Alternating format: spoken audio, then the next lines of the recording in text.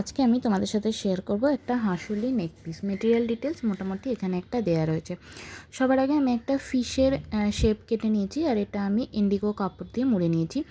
এটা যে ফিশের লেন্থটা আছে 7 সেন্টিমিটার। ফিশের আর কোনো সাইজের মাপ আমি বলতে পারবো না, কারণ হাতেই তোমাদের আঁকতে হবে এটাকে।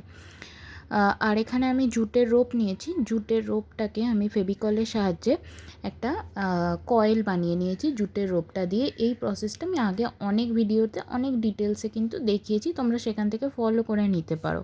এখানেও আমি অল্প একটু শো করে দিলাম।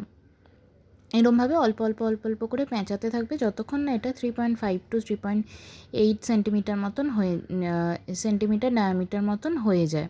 ঠিক আছে, এটা হয়ে গেছে। এরপরে এখানে আমরা যে ফিশটা রয়েছে এর চারদিকেও একটা বর্ডার লাগিয়ে নেব। এই প্রসেসটা তোমরা কয়েল বানানোর আগেও করতে পারো, পরেও করতে পারো। যখন ফিশের কাজ করছো তখনই একেবারে এইটার কমপ্লিট করে রাখতে পারো। যেরকমভাবে তোমাদের সুবিধা হবে সেরকমভাবে তোমরা করবে। তবে একটা কথা, যেটা ফিশটার গায়ে যেহেতু আঠা দিয়ে কাপড় লাগানো হয়েছে এবং আঠা দিয়েই যেহেতু কয়েলটাও জড়ানো হয়েছে, তাই এই দুটোকে কিন্তু খুব ভালো করে শুকিয়ে নেওয়াটা খুব জরুরি। কারণ মানে যখন আমরা বসাবো তার আগে টাম্পিংগুলো লাগানোর আগে এগুলোকে ভালো করে একটু শুকিয়ে নেবে। ঠিক আছে, এরপরে আমরা এখানে কিছু গিনি নিয়েছি, আর এই যে জুটের সার্কেলটা রয়েছে, জুটের সার্কেলের পেছন দিকটাতে আমি কিছু গিনি লাগাবো। পুরোটাতে লাগাবো না, আমি অল্প অল্প করে লাগাবো। পরে আমি গিনি অ্যাড করতে পারি, যদি না লাগে কিছু গিনি আমি বাদও দিয়ে দিতে পারি। যেভাবে আমার দরকার হবে আমি সেভাবে এখানে করব। একেবারে এক গাদা বসাবো না। ফিশটার মাপ নিয়ে নিয়েছি, কারণ গিনিগুলোর মাঝখান থেকে আমি ফিশটাকে ঝোলাবো। এরপরে আরেকটা আমি বেস নিয়েছি, যেটাও একই ডায়ামিটারের, যতটা ডায়ামিটারের জুটের সার্কেলটা হবে সেটাকে সাদা কাপড় দিয়ে মুড়ে নিয়েছি আর পেছনে বসিয়ে দিয়েছি। এটা হচ্ছে ব্যাক সাইডটা ফিনিশ করার জন্য আমি এখানে করেছি এরকম। এটা ভালো করে শুকিয়ে নিলে আমি এখানে ফুটো করে নিচ্ছি সেফটি পিনের সাথে। যদিও আমার এটা কিন্তু পুরোপুরি এখনও ভালো করে শুকায়নি। আমি যেহেতু এখানে ভিডিও রেকর্ডিং করছি তাই পুরো প্রসেসটা একটু তাড়াতাড়ি করছি। তোমরা যখন বাড়িতে করবে তখন সব পিসেসগুলো ভালো করে শুকিয়ে তারপর ফুটো করবে। এখানে আমি জাম্পরিং দিয়ে আবার আটকে নিচ্ছি। জাম্পরিং দিয়ে একটা সাইডের মধ্যে আমি ঘুঙুর ভরে নিয়েছি আর এটা আটকে নিয়েছি। এটা আমার হাঁসুলির দিকে যাবে, নিচের দিকে আমি ফিশের সাথে আটকাবো, তাই আমি এখানে ফিশের সাথে ঝুলিয়ে নিয়েছি। তোমরা এই প্রসেসটা সেলাই করেও করতে পারো, যদি জাম্পরিং না আটকাতে চাও সেক্ষেত্রে কোনো অসুবিধা হবে না। দুটো জিনিসই সেলাই করে করা যাবে, জাম্পরিং আটকানোর কোনো দরকার হবে না। আর চাইলে জাম্পরিং দিয়েও করতে পারো।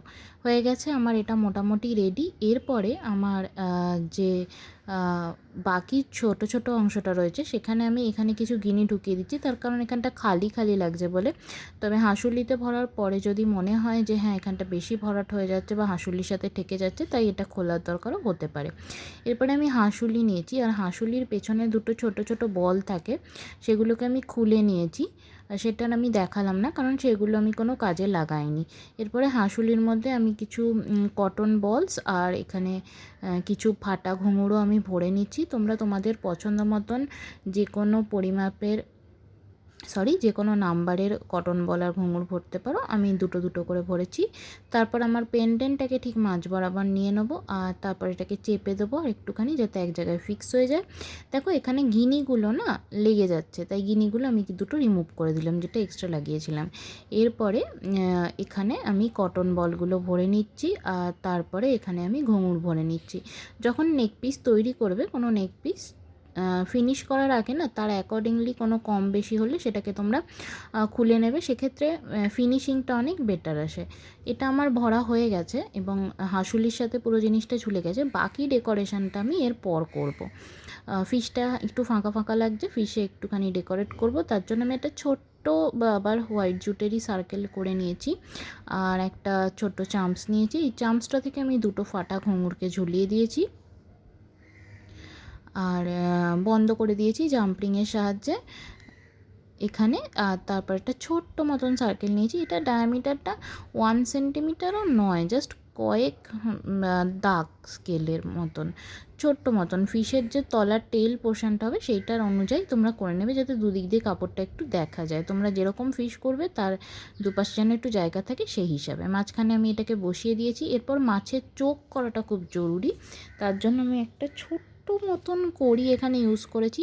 আমি একসাথে প্রচুর কড়ি কিনি, তার মধ্যেখানে প্রচুর ছোট বড় কড়ি থাকে, তো সাইজ যেখানে যেরকম দরকার হয় আমি সেইভাবে ইউজ করি। আমি এখানে ছোটো ইউজ করেছি। মাঝখানে একটা আমি বিডস বসিয়ে এটাকে ফিনিশ করেছি। আমার নেক পিসটা পরার জন্য একদম রেডি হয়ে গেছে, কিন্তু পেছনে সেফটির জন্য আমি এখানে যে বলগুলো খুলে নিয়েছিলাম সেখানেই আমি এখানে গ্লুর সাহায্যে দুটো উডেন ছোট ছোট বিডস, যেটা নেক পিসটাকে কালার বা কোনো দিক থেকে কোনো রকম ড্যামেজ করবে না যখন আমি এটাকে ছবি তুলবো বা কিছু করব, আমি তাই জন্য এখানে হোয়াইট উডেন বিডসই অ্যাড করেছি, ছোটো ছোটো বিটস। তোমরা চাইলে অন্য যে কোনো কালারের, অফ কালার অবশ্যই, যাতে নেক পিসটার পুরো সৌন্দর্যটা নষ্ট না হয়। যদিও এটা ব্যাক সাইডেই চলে যাবে, তবুও ছবিটা যাতে সুন্দর লাগে সেই কারণে অফ কালার কিছু অ্যাড করবে। আমার নেক পিসটা পরার জন্য একদম রেডি হয়ে গেছে।